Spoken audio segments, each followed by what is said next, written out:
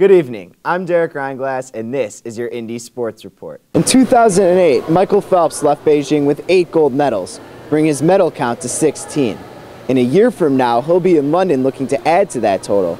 But this weekend, he's here at the IUPUI Natatorium, swimming in this pool. The suspensions handed down to Terrell Pryor and his 4 Buckeye teammates fall under what the NCAA deems a violation of preferential treatment bylaws. But ultimately, all those decisions are made here in this building, the NCAA headquarters in Indianapolis. With the win today, the White Sox are now only 4 games out of first place. But the big question is, with the trade deadline only a week away, are there going to be buyers or sellers? With the lead in hand and the checker flag in sight, only the final turn stood between J.R. Hildenbrand, a 23-year-old rookie from California, and a first-place finish at the Indy 500.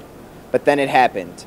The ultimate rookie mistake. Ryne Sandberg was passed on as Chicago Cubs manager last fall, but Rhino said if the Cubs gave him his shot, he wouldn't rule out a return. Kyle Gibson, a Greenfield, Indiana native, returns home tonight when he takes the mound for the visiting Rochester Red Wings. He's currently the top prospect in the Minnesota Twins organization. NFL fans everywhere are rejoicing to the news that a new collective bargaining agreement had been reached. But no city had more riding on the 2011 season than Indianapolis, the hosts of Super Bowl 46. I'm here at the Sherry Alberto Center in Deerfield, where the Bulls were back at it today in practice, trailing 3-1 to the Miami Heat. Coach Tom Thibodeau says they're just going to have to take it one day at a time. At the age of 22 years and 5 months, Derrick Rose became the league's youngest MVP. But even he admits he still has a lot to accomplish before getting a statue of his own. The current debate is whether a statue outside Soldier Field for the late Bears great Walter Payton would diminish the memorial dedicated to fallen veterans. The Payton family and Chicago Park District officials continue to discuss. Rudy Owens and the Indianapolis Indians pitching staff have struggled all season to get out of the first inning. Tonight was no different. The Southpaw allowed 5 first-inning runs. On January 30th, Larry Bird and the Pacers decided they had seen enough of Coach Jim O'Brien. They handed the reins over to Frank Vogel, and he has since steered the Pacers to their first playoff berth since 2006. Just moments ago, NFL owners including Jim Irsay, Jerry Jones, and Arthur Blank arrived here at the Westin Hotel in Indianapolis. The topic of discussion, what else? The current labor dispute. Good evening, I'm Derek Reinglass with your IUPUI Sports Update. After 4 long months, the NFL lockout appears to be finally nearing the end. Lawyers for both sides met today in New York as negotiations for a new collective bargaining agreement continue to inch closer toward a resolution. Thursday could be the big day. NFL owners have a special meeting scheduled in Atlanta where they could ratify a new labor contract if they reach an agreement by then. The NFL reportedly sent a memo to all 32 teams telling each to send key executives to the meeting. Colts owner Jim Irsay says the Colts are, quote, preparing for any scenario. A gorgeous day at Victory Field, and Indians looking for an encore to their walk-off win last night over the Braves. Bottom first, bases loaded for Andy Marte, and he skies one into right, but some miscommunication in the outfield and the ball drops. 2-run score, Matt Haig trying to make it 3, but the play at the plate is in time. He is out. 2-0 Indians after 1. Bottom 5 tied at 2 now, and John Bowker squirts one past the diving infielder. Brian Friday comes in to score. Indians regain the lead 3-2. Cesar Valdez looking to close things out. 3 up, 3 down, and the Indians beat Gwinnett 4-3.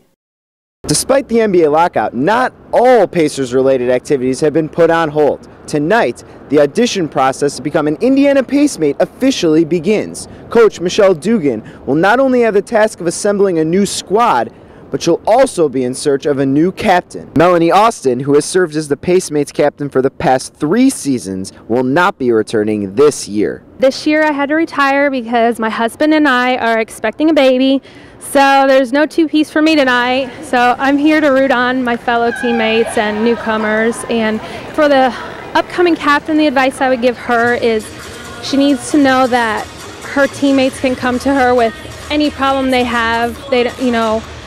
She can't be closed off because then the girls won't come to her and ask for her advice. There are a set of specific characteristics Coach Dugan wants to see from the next Pacemates captain. What I'm looking for this year from a captain is one that can lead the girls on both a personal level and here at practice and in games. I think that's very important that that the captains are relatable to the girls and they're easy to talk to. Obviously, the girls have to be good at their technique.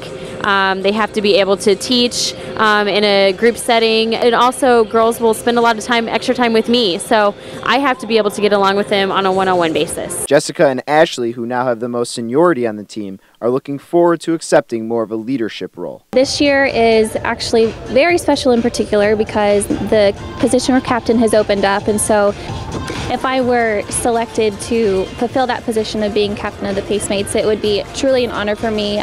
The 4 years that I've had on the team, I feel, have prepared me very well for the captain position, and I feel very confident that I would do a good job. Melanie did an absolutely amazing job as captain, and she's irreplaceable, but me and Jess hope to lead the team to a successful and fun year. Looking ahead, on Wednesday, July 20th, there will be a showcase held in the Indiana University Health Entry Pavilion of Conseco Fieldhouse to determine the final squad. But even then, nobody really knows whether there will be an NBA season or a Pacers team to cheer for, something none of the ladies wanted to discuss. With the National Sports Journalism Center, I'm Derek Reinglass.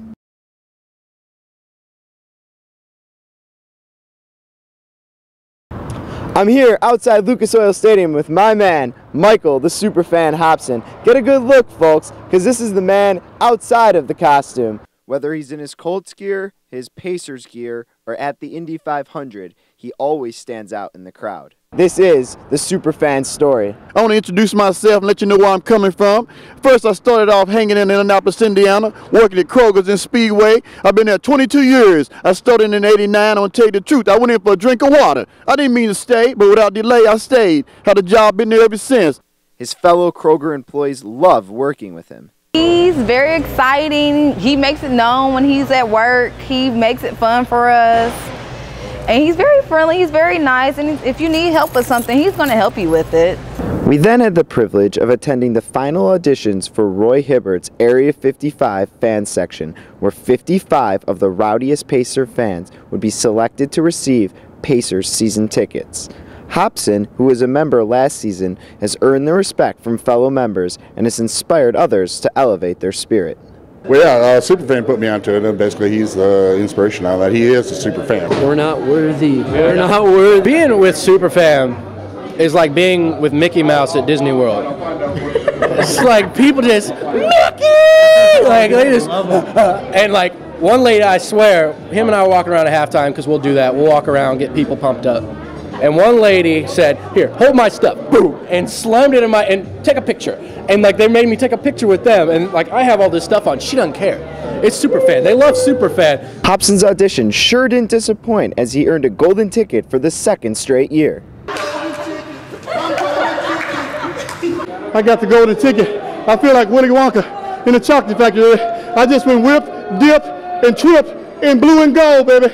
Hibbert is glad to have Superfan back in Area 55. Original Superfan, you know, he's great. He's live, he's jive, he always gets the crowd rocking. His outfits are crazy. He's always on, never stops, never turns it off.